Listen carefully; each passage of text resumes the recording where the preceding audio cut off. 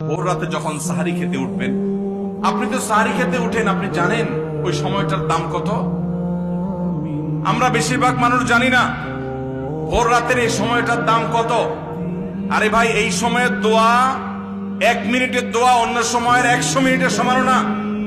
অন্য সময়ের 100 মিনিটও এই ভোর রাতের 1 মিনিটের সমান না। এত মূল্যবান সময়। সারি খেতে উঠছেন, সারি খান, ভালো কথা, কিন্তু সারি খাওয়ার আগে পরে 10টা মিনিট জায়নামাজে মুসল্লাতে দাঁড়ান, একটু 2 রাকাত নামাজ পড়েন। এই সময়টা দোয়া কবুল হয়। আল্লাহ ডেকে ডেকে বান্দাকে দেন। একটু হাত তোলেন, চেষ্টা করবেন তো ইনশাআল্লাহ।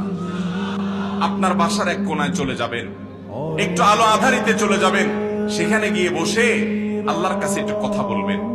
সিজদা চলে যাবেন, সিজদা গিয়ে আল্লাহর সাথে একটু মন খুলে কথা বলবেন। আল্লাহ, আমি অনেক গুনাহ করেছি, আল্লাহ আমি অনেক পাপিষ্ঠ। শুনেছি আপনার রাসূল জানিয়েছেন যে এই মাসে নাকি আপনি অনেক পাপিষ্ঠকে মাফ করে দিবেন।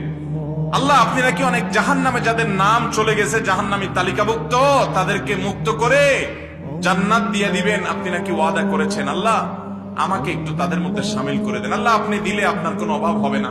আল্লাহর সাথে একটু কথা বলা, মুনাজাত করা ভোর রাতে করার চেষ্টা করবো তো ইনশাআল্লাহ।